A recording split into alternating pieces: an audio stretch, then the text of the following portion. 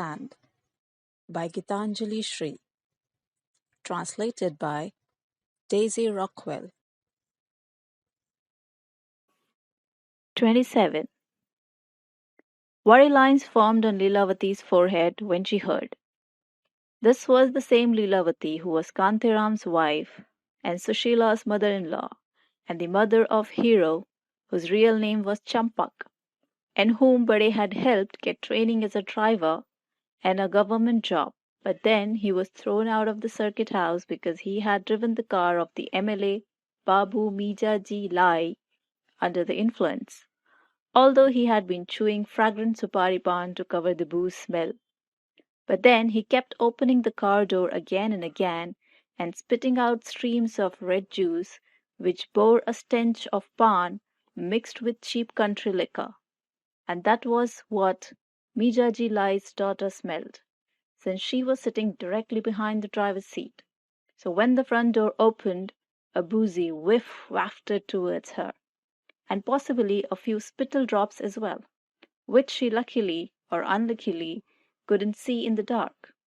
And the luckiest thing of all was that Babu Mijaji Lai ji himself had once been an Ikka driver and was at that time only Mijaji, but after becoming an MLA, added on the Babu as well as the G, and wore brilliant white homespun round the clock, which even a hint of pan spit could besmirch. Because as a legislator, even the slightest hint of such a droplet could ruin his name. But who can draw the veil of darkness over smells? So it was his daughter's nose that sank Champak's ship, since her complaint was heard and the driver was thrown out. And since then, Bade had dubbed him Hero, and whenever Kantiram or Leelavati entreated him, "Oh, Bade, please find him work somewhere," then Bade would have to remind them, "Look, I did get him a job. That's how the guy avoided getting thrown in jail. Otherwise, he did pretty much everything wrong. So where should I recommend him now?" But nonetheless, he did anyway, and Hero wound up with an opportunity as a laborer for a building contractor in some other city. And Bade explained to him that if he would learn the work, he too would become a contractor, and he would make more money than he could imagine. But he added, "After I retire, you will have to build a home for free, and Sid Baba's home too." And everyone laughed. And take Pusa, for example. He was merely a plumber in some society. His job was to set the tiles when they were making the bathrooms and change the sink and shower. Then he became such an expert, starting out with toilet seats and wash basins, then moving on to windows, floors, walls, Italian mosaic, and double glazing and sliding screen and shower units, and he began building modular kitchens, and then he started getting contracts for entire homes. And look how grandly he dismounts from his scooter, commanding a vast battalion of laborers that stands waiting for him at the gate, puffing beedies, hoping for contracting work from Pusa boss today. Just let him come. Wait and see. And so despite a name like Pusa, he's become a boss as well. And you too will become Hero boss, but here too. Hero made it through 3 months somehow or other, then became a truck driver, and after that a taxi driver, and after that for a long time there was no word from him. But one day the wind changed, flinging him back to his parents with a horribly messed up kidney, and Bade handed over the money for his medical treatment, accompanied by a stern tongue lashing.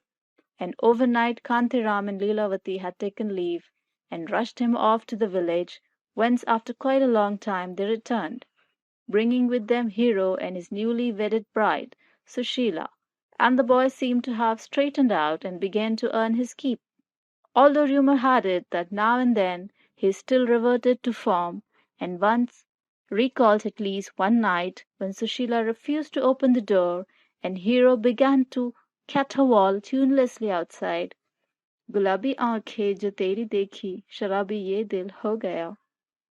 When I beheld your intoxicating eyes, drunk became this heart of mine." At which Sushila banged the door open and gave him such a slap it echoed long through the night. but the song stopped, and Bade snores as well, because he woke up. But by then there was only the moaning of the wind, into which he shouted, "Keep it down! There are important offices all around here, and now Hero hangs curtains in the officers' homes, from rings, too, and fashionable chicks and blinds as well. And he has a son and a daughter, Prince and Guria, who come in from playing or when they come home from school. Whenever they wish, they knock on the kitchen window, calling out, 'Hey, Amma, give us some ice water or something to eat.' And sometimes they are allowed inside and told, 'Okay, help your mother clear the dishes and dry them, or go pick some coriander from the garden, but don't pull up the whole plant.' But if they are not allowed in, they avoid eye contact and sneak in anyway. And if anyone sees them, they hurriedly turn their backs, at which Bahu gets very stern and tells them to turn around and say namaste. And what do you have in your mouth? Why are you hiding it? If you want something, just ask. Don't take it. To which they reply to the mistress, 'No, sir, nothing in my mouth, sir,' and they hurriedly turn to leave, and in the process of speaking and swallowing everything in one gulp, they begin to cough, and at this, too, Bahu will start in about how a mother should pay attention to the children's habits so they don't get spoiled. Otherwise they will come to a bad end, and groans and moans on and on. But that day none of this happened, except that Prince Dadi, Lilavati, who was elderly, but not as elderly as the Dadi lying in bed inside, wrinkled her forehead and said in a serious tone that that other Dadi was the wishing tree. At which her grandson Prince snuck into the house on the pretext of saying something to Sushila, and looking neither to the left nor to the right, so no one would see him, thinking if he didn't see them, they wouldn't see him. But he found no one to stop him, strode fearlessly into the elderly Dadi's room, and tiptoed up to her bedside to see if she would repeat what he had heard she had said early that morning, when she had been lying there holding her cane straight up in the air. She was silent. "What's that, Mataji?" Prince asked, trying to get her to stir, and he glanced all around surreptitiously. But there was no one there to scold him. Bade had gone to the office to take care of various left-over tasks with the files, and Mem Sahib had gone to the new house to do some arranging and unpacking, and Sid Bhaiya had a cricket match. So Prince was the emperor now. What do you hear if you are sleeping? Or does a question asked by a child remind you of a promise once made? There was a movement in the bed, and the cane, which had gone from no to new, having slipped somewhat with the vicissitudes of sleep, now awoke and stood upright and alert as before. Or shall we say it was held at a right angle, as though it had risen on its own, and it lightly roused the elderly Dadi, who held the handle in one hand and rested the other across her chest, and spoke thus, "I am the wishing tree." The boy chortled with joy and rushed to spread the news to all the servants' quarters, and the entire neighborhood, setting off the rumor from one home to another like a chain of firecrackers. 28. You can become anything if the time is right. It's also helpful to be in the right place. We can talk ourselves hoarse discussing the failure of Muhammad bin Tughlaq's ahead of his time ideas versus the success of Mahatma Gandhi's right on time revolution. Wrong time for one, right time for the other. The same can be said for writers like G.V. Dasani versus Salman Rushdie, or film stars. Consider Dilip Kumar versus Amitabh Bachchan. But this much is indisputable, that if the woman in this story hadn't used her new cane in a new manner, that is, at a 90-degree angle, at that very moment, or had done it somewhere else, at some other time, then what happened next wouldn't have happened. Perhaps. And what occurred after the thing that happened that wouldn't have happened either. For example, had Bade or Bahu been home when Ma had become the wishing tree, then they would have never allowed this whole tree nightmare to come to fruition. It's just a cane, doesn't matter if it's new or old. Everyone go home now, and us too. The other thing is that if they had been home, it wouldn't have been the time for all the other neighborhood bureaucrats to be away, and the servant community would have been hard to work inside under the watchful eyes of their masters, not at the gate, or at the bend in the road, or at various favorite spots, or busy chatting intensely, or reclining in the style of their masters, taking sips of tea, and a couple of them sipping coffee and gossiping freely. So when Prince came rushing out like a whirlwind, snapping and popping all about like a bunch of Diwali crackers, the rest of the children and their mothers and fathers heard him, and the right place and the right time arrived simultaneously and presented itself to all.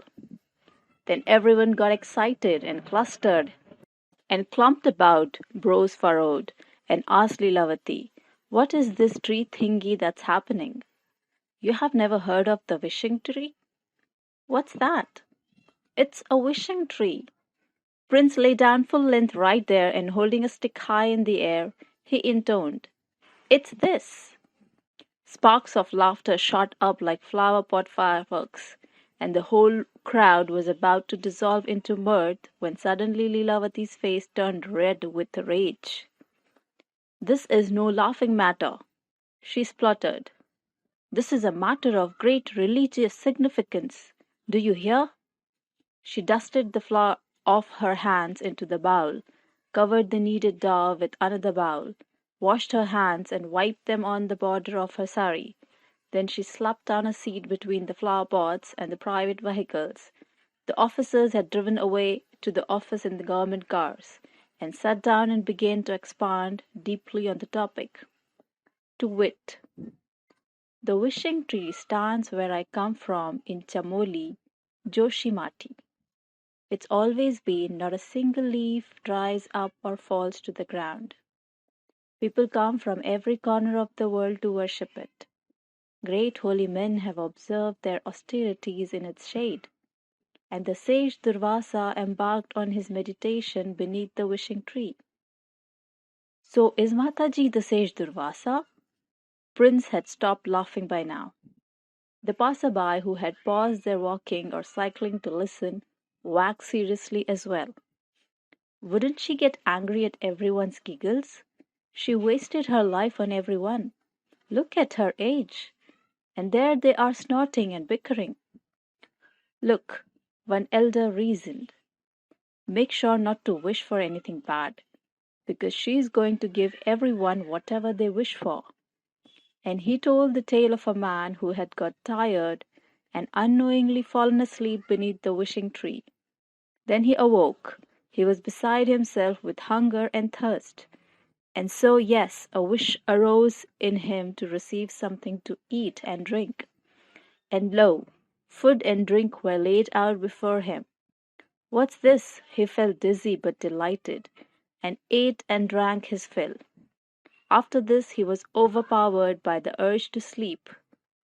If only I had an old string bed to stretch out on. An old string bed immediately popped up before him. The man lay down, but now he felt a bit fearful. What's going on? He looked up at the tree overshadowing him and shrank back. I hope a demon isn't hidden in there. He'll fatten me up, then leap down and open up his maw and swallow me whole. And so it came to pass. A demon hopped down from the branches and gobbled him up. A little girl began to cry. There's a demon inside, and he'll eat me up. No, sweetie, no, nothing like that will happen. People began to whisper. Along with calming the little girl, many more stories were told about the wishing tree. Everyone learned it had been born of the great churning of the ocean, and the children looked up and down and peered inside the house. A tree whose roots are spread out in heaven. and those who stand beneath it will have all their wishes fulfilled. And listen, Mataji has become the wishing tree. She has enormous power. You must touch her feet. People formed a queue. They stood with their palms pressed together and went inside one at a time to bow before Mataji's feet. She remained lying down, cane held high, though now it had drooped to a 35-degree angle, more like a branch. Mataji, please arrange her marriage.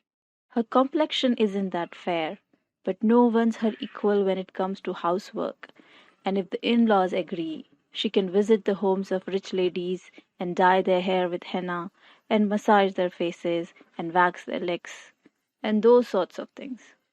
No harm done if a bit of money comes in. Mataji, please give him blessings. He is slow at computers, so he wasn't hired, but now he's taking a course for 9,000 rupees. Anything is possible if you give blessings. It will definitely help his hands move more quickly. My uncle has got his hands on the shop. Please kick him out. Please bring electricity to our village. Please give Dhannu a son. Please let me jump into the Jamuna right where the new bridge is, Mataji, and make it so that I learn how to swim the moment I jump in, just like dogs do, so I can swim from one side to the other, and everyone will be amazed just once. Please install a tube well at Laltu's house. Mataji, would you be able to bring us the kind of TV that looks like a wall at some point before we die? Please make him speak amazing English. We are having him tutored. Please turn his luck around. May your blessings continue. May I continue to have the opportunity to serve you. Great grandmother, my Siri Chacha, no, Achhe Chacha, no, it was Siri Chacha. He brought me such a pretty parrot from the village. Pramod told me to put it on the shoulder and go up to the roof. The parrot flew away. Great grandmother, I can't find it anywhere. I looked on the roofs of the other houses. How will I find it? It flew so high, right in front of me. High as a plane. Can you please call out to it once? Its name is Ram Lai. May peace and happiness prevail, Mataji. Please give a blessing. Make the rains come to the right time in the village, Mataji. Last year, the whole crop got washed away when it stood ripe in the field. Our home also collapsed in the flood. We are still paying the interest. Okay, so I have never seen snowfall, only on TV. Plays me kids so wake up one morning and see the snow falling outside my window. Please just bless me so I'll live a long, prosperous life. I have no other wish. Mataji, I'm secretly worshipping this into your ear. This isn't anything to say to anyone else. But I'm very upset, Mataji. You see my mister, right? Whose missus I am? Mataji, this what? That's above my lip. He doesn't like it at all. And I don't either. And we have a love marriage. So he says, I lick it and make it dissolve. And sometimes he kind of bites it. But I don't like it. So, Mataji, if you'll get rid of my wart, please, I'll be so grateful, and we'll be an adoring Mr. and Mrs. Thank you very much. May greed disappear. May all be well and good. Mujtaba wants me to come to Sharjah, but I want to go to America. May I continue to fear the Almighty in my heart. May I be satisfied with what I get. May I remain happy. May your hand always rest upon my head. And nothing else, Mataji. That's it. It was a very holy atmosphere. Everything was extremely genuine. When Prince, impressed by the prayers, said, Dadi, can I have a toffee? And right at that very second, his eye fell upon a silver bowl, where 3 toffees lay among a collection of buttons, bindis, and safety pins. His request had been heard. Dadi, now he turned towards Lilavati. Peace had spread about this room that had been touched by a miracle. Then Gudiya requested the nail cutter, which lay beneath the engraved brass dish from Muradabad. the one that Papa had retouched with fresh paint.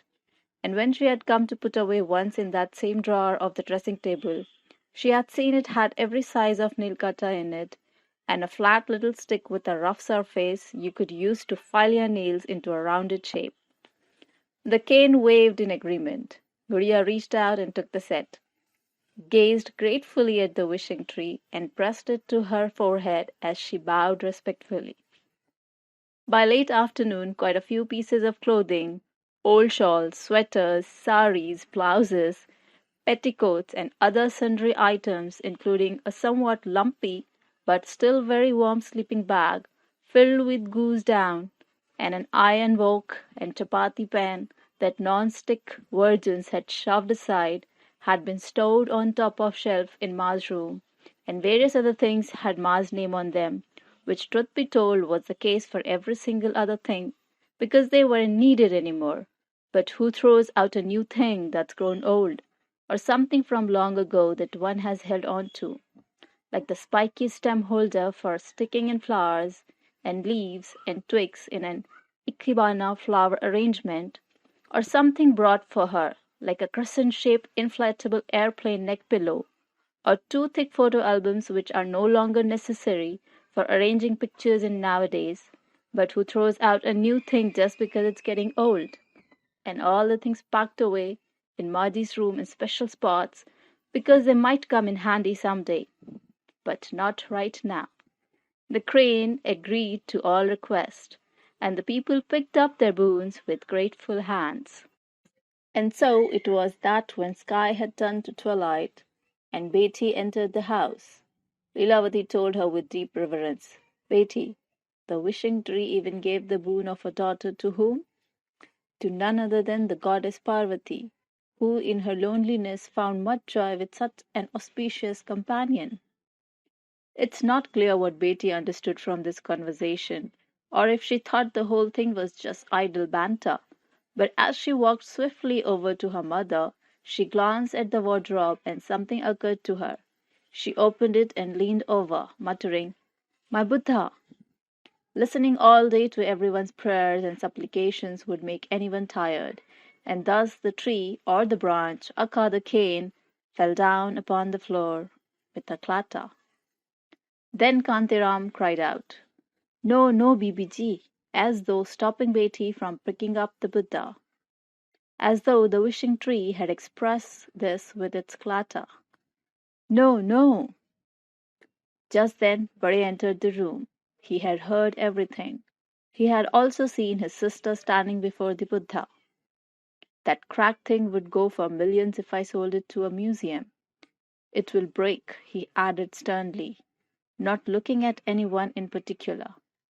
In the absence of direct communication between brother and sister, who would inquire whether he spoke of the Buddha, the cane, or what? Now that the entire household was in a disarray as they prepared to move, the beat and the melody of every single interaction was inevitably scrambled. 29. When Bade and Betty were children, the skeletal Buddha would appear before them whenever they went to take something out of the cabinet.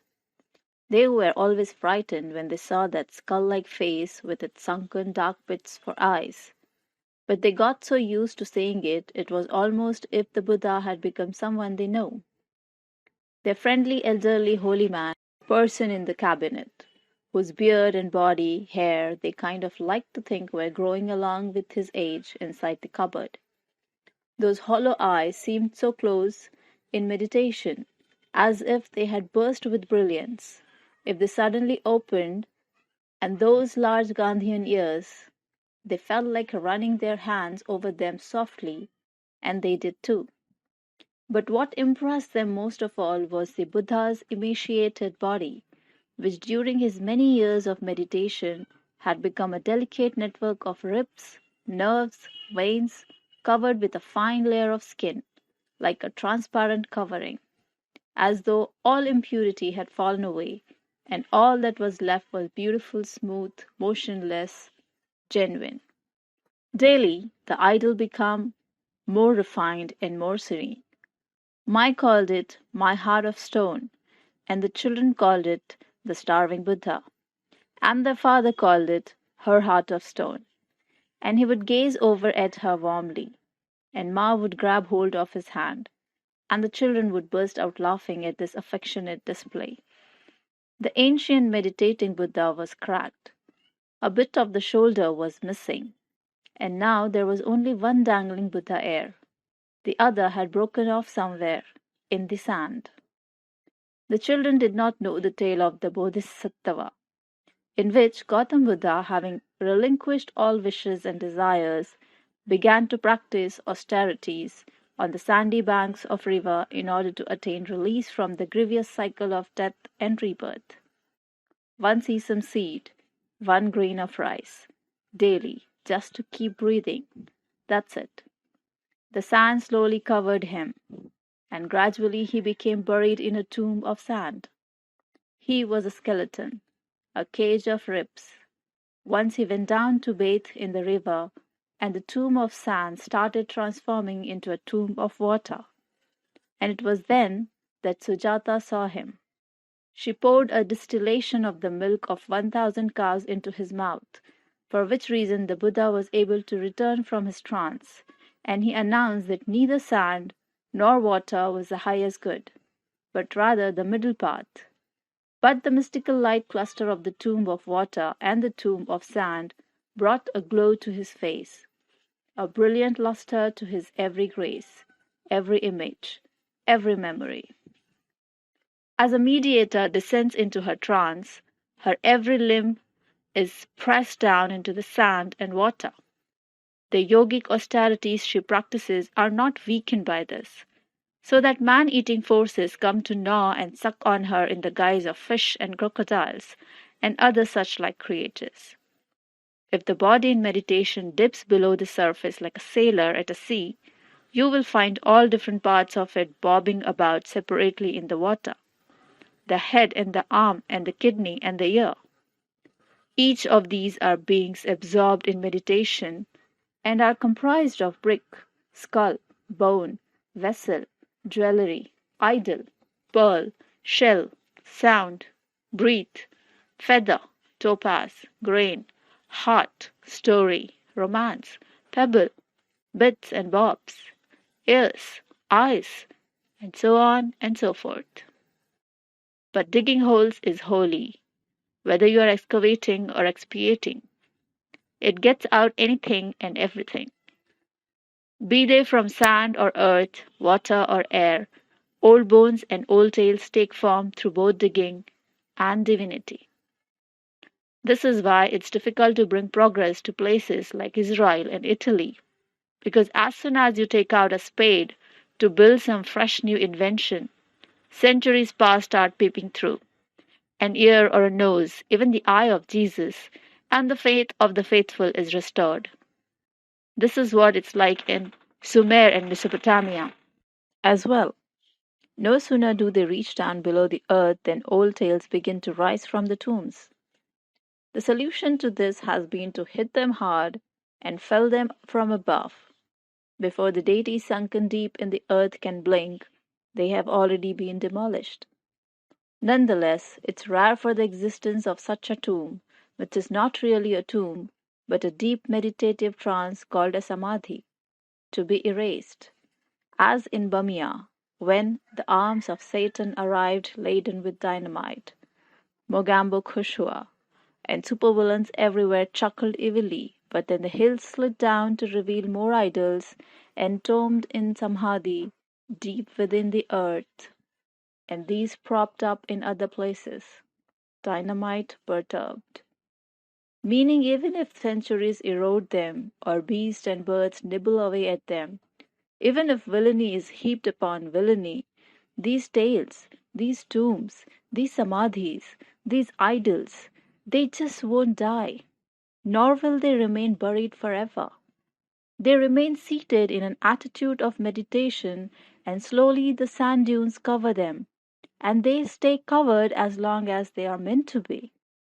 When the ancients and the village dwellers run across these tombs, they bow down to them in reverence. Sometimes they take an ancient stone and enshrine it in their home or stable.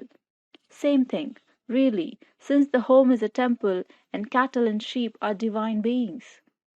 The advent of the British brought the Anglo angle into the treatment of such samadhis. Entombed skulls, bones, tails became items for display in museums, libraries, sitting rooms, offices.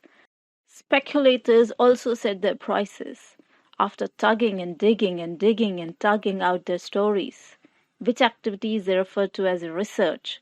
They go about calling themselves storytellers and historians. Egotism, that is to say, digging and deifying oneself, has wholly replaced the holy and set up shop. But why waste the precious time of the story?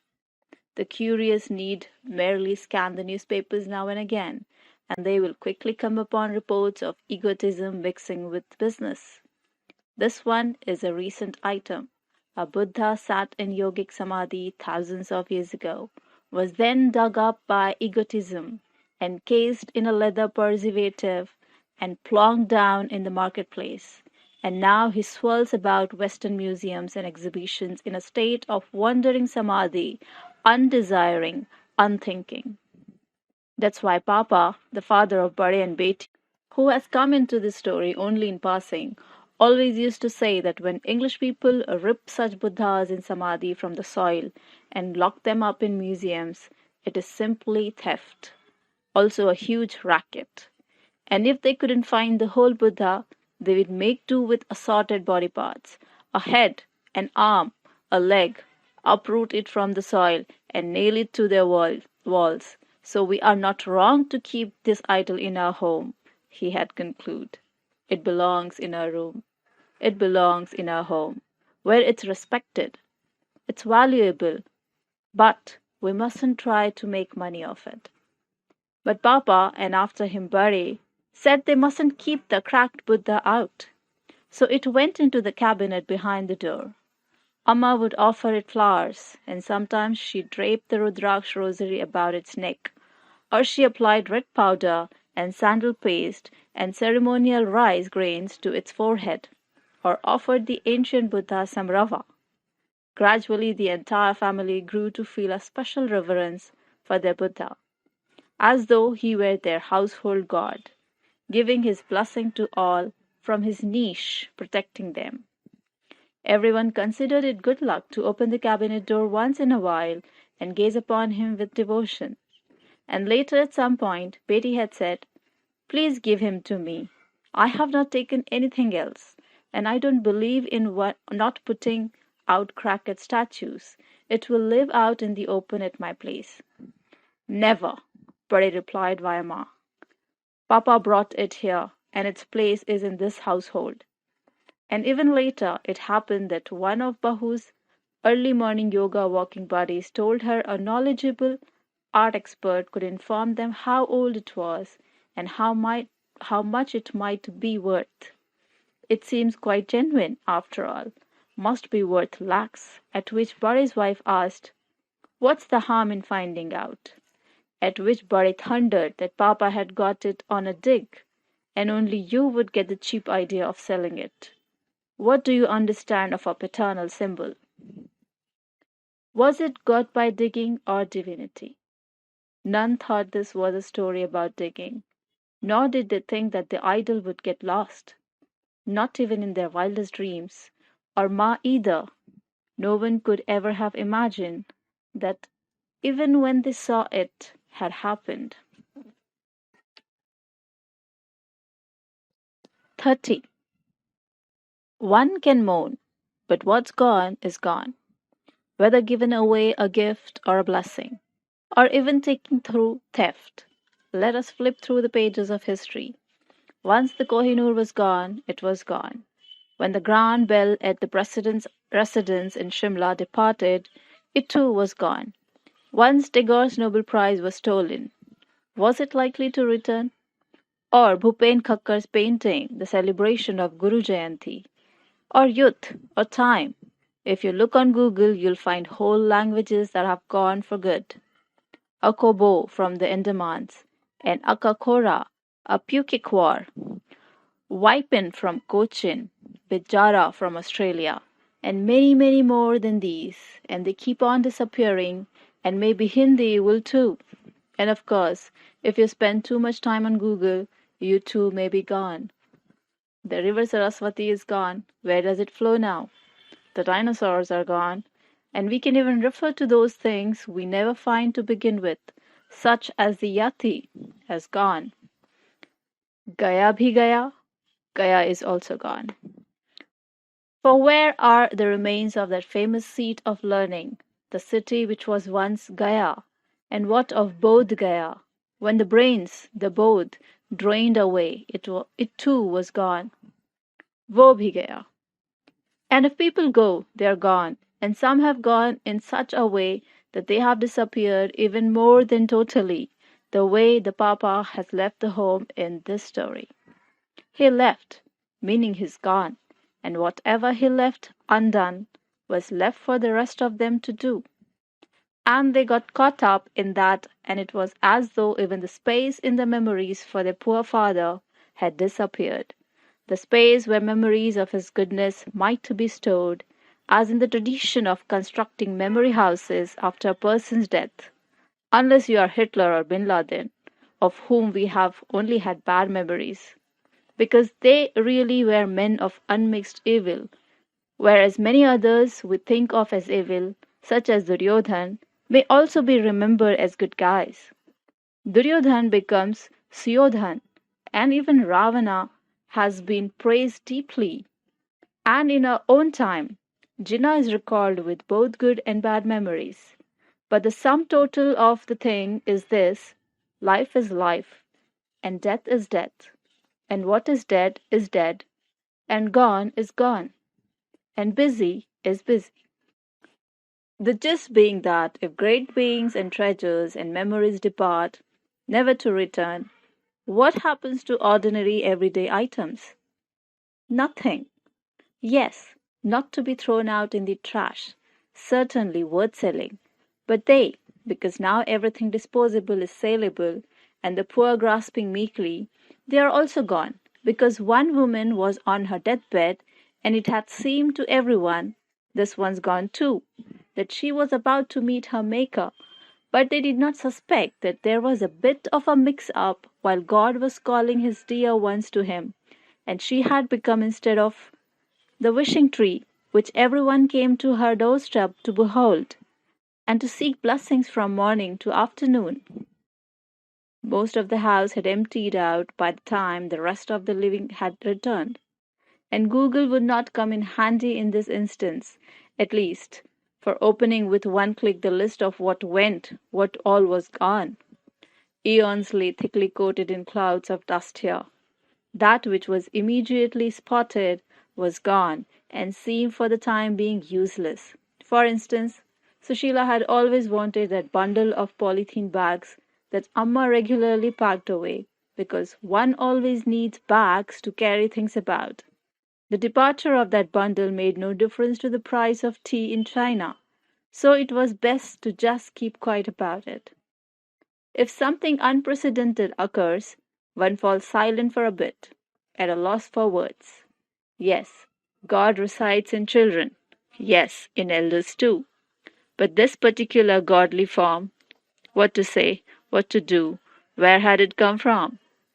Would it not make one look cheap to kick up a fuss over a hodgepodge of plastic junk?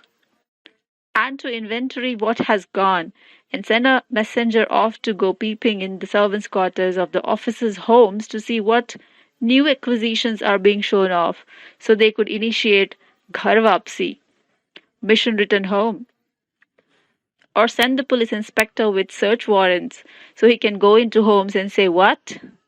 Whatever you took, you may quietly return it." People would talk. They would say, "These fancy folk have no compassion, whereas we have so much. She is the mother in the last stage of her life, elderly, alone.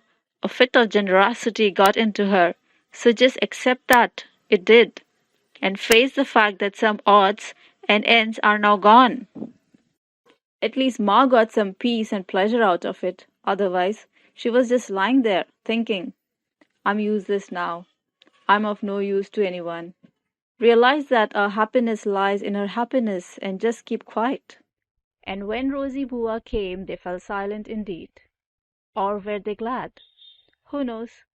Rosie was a hijra.